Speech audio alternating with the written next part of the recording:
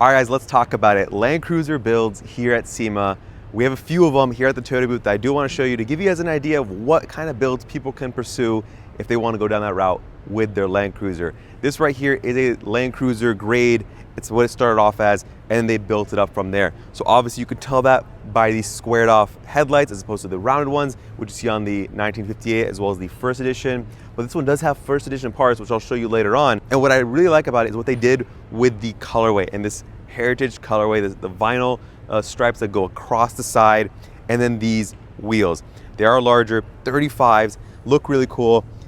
I just love how that looks. It really suits the colorway, it suits the tire setup, and it suits the stance, but this has hardware to support that.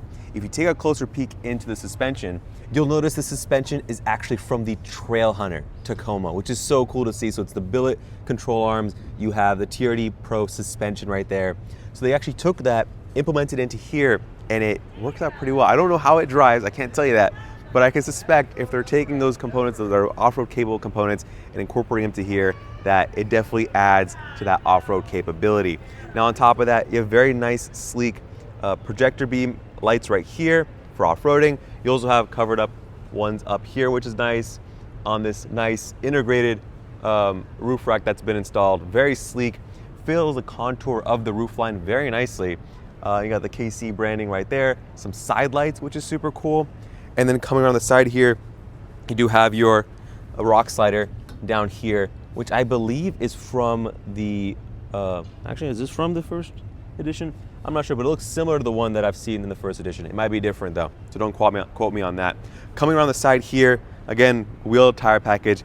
But what's interesting is they took the mud flaps from a Land Cruiser first edition. So if you come around the side here, you'll see the first edition with that strap here to prevent it from flipping back and hitting the wheel. So it just kind of folds back, and it's pliable because of that setup. And then coming around the back, guys, nice, clean. I like how white looks on these Land Cruisers, it's very clean. And then you do that nice accenting right under the Land Cruiser. It is a good job. Let's hop inside really quickly and show you what it's like in the interior of the Land Cruiser. All right, guys, so in here, it is a well-equipped Land Cruiser. So you do get the nice, brown leather seats. These are heated and ventilated, which is really nice. You also have your wireless charger, large touchscreen with Apple CarPlay, Android Auto, physical AC controls. Those are your heated ventilated seat controls, your heated steering wheel controls. And then right here's a nice little stripe. I like that accent. It really complements the interior leather really nicely. And then going down here, this has a cool box, which is a nice option you can get on these Land Cruisers. And I like to see that. If you want more storage space, you don't have to get that. But it is an option offered on the Land Cruisers. Now down here are all your off-road controls. You have your transfer case for 4 high or 4 low, because it's a full-time 4-wheel drive system. Your center locker, rear locker, stabilizer bar disconnect, and then obviously traction control off. And then going up here is a drive mode selector that changes depending on what button you're pressing. Initially it's a mode select. For your drive mode, then it's a multi-train select if you press this button, and then if I press the DSC crawl control, it controls that. So it's a dynamic knob, which I think is a very smart way of integrating these controls into one compact section while still being easy to use. If you come up top, this one does not have a panoramic sunroof. They don't ever have that.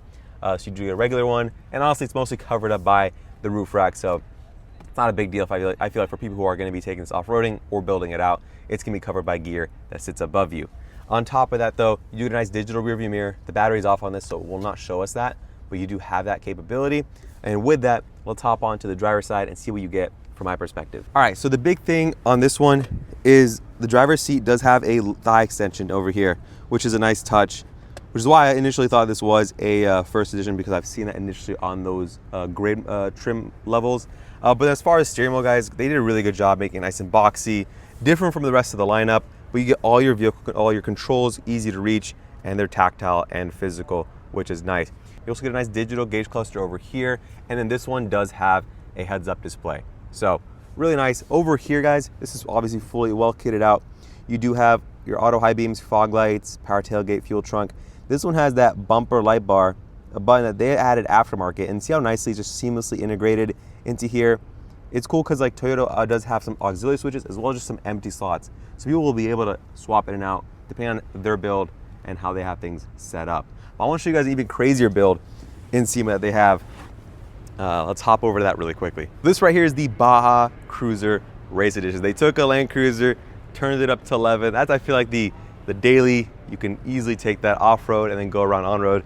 This is where what you want if you really want to go full, you know, off-roading with I want to say what, 3 people.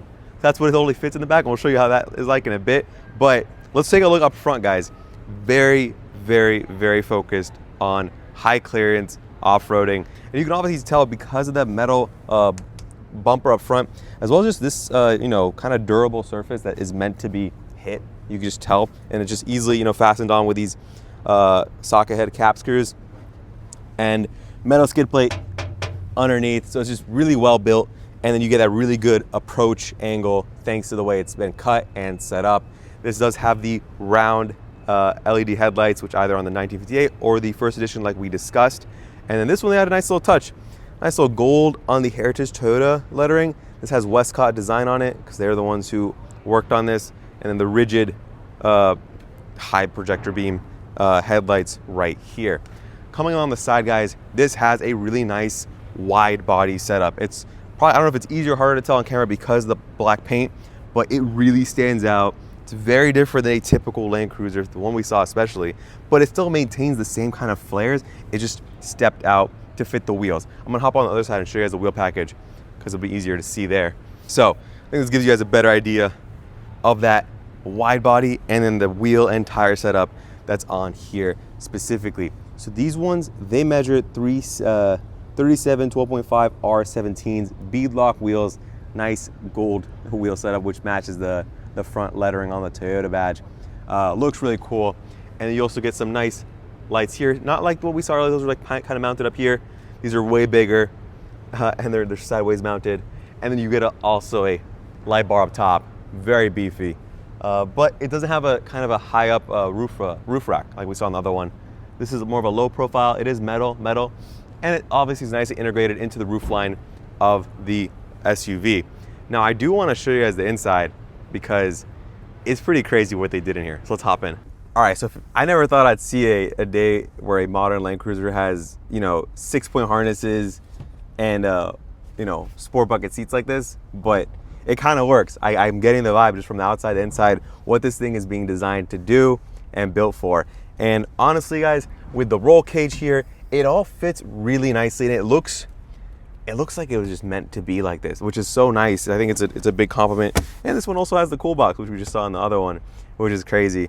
You do get your nice little, you know, switch pro over here for the other lights and stuff they have set up.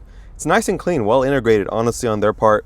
And then obviously same off-road features. You don't compromise on the hardware, and they haven't, you know, messed with any of that stuff. But let's show you the second row because it gets crazier. So I did say you could only fit 3 people back here because they decided to put just one single person in the back. Now I don't know what that's gonna be like. You got 2 people in the front, 1 in the back, but whoever's back here will be having a good time. They just won't have anyone next to them to experience it with, except for the people up front, which I think is kind of funny.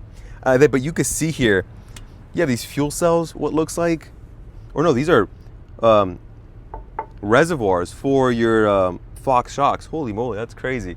You got your roll cage here for your bar for your harness supports, which is cool. And then here's obviously more of that roll cage setup. And it looks crazy. I really like what they did with the floorboards. This is a really nice touch. You take a look at that down on the floorboards, looks really cool. I like that, you know, that plate, metal plate setup with those the screw caps on there. It looks really factory, I'd say, but it just adds a nice design style that we've seen throughout the entire vehicle so far. But let me show you guys the trunk really quickly. So they pretty much took all the trunk space with a full-size spare tire, huge tire. You know, nice little Pelican case over here, your fire extinguisher setup, and that's about all she wrote. This does have that hybrid battery pack that sits under here, so it is lifted higher. You would theoretically have storage compartment under here to access if you'd like, but you need to take off the spare tire. So I think that's only if you really need to take this out, you would need to access that. It's just interesting to see how companies have been building around the existing setup, given, you know, hybridization and all that stuff. But since we're talking about the battery, let's hop under the hood and show you what that's like. So yeah, as far as that hybrid powertrain goes, we're seeing it here. We're seeing obviously being used in all these builds. They're not modifying it. It's got the 2.4 liter turbocharged 4-cylinder and that hybrid electric motor, and it makes 326 horsepower and 465 pound-feet of torque. So great torque figures, enough to handle the weight and the wheel package on this. 326 horsepower. Now, you're not going to be getting the best fuel efficiency when it comes to having those, big tire setups on this. But at the end of the day, guys, it's going to be better than if you just had a bigger engine. These are more volumetrically efficient. I wonder what the aftermarket would do as far as modifying this stuff, but I don't see too much being done on these builds right now. So that's going to wrap it up here. If you guys have any questions about the Land Cruiser or the builds we saw here at SEMA, let me know in the comment section. If you enjoyed the video, smash that like button, subscribe for more, and I'll see you guys in the next one. Peace.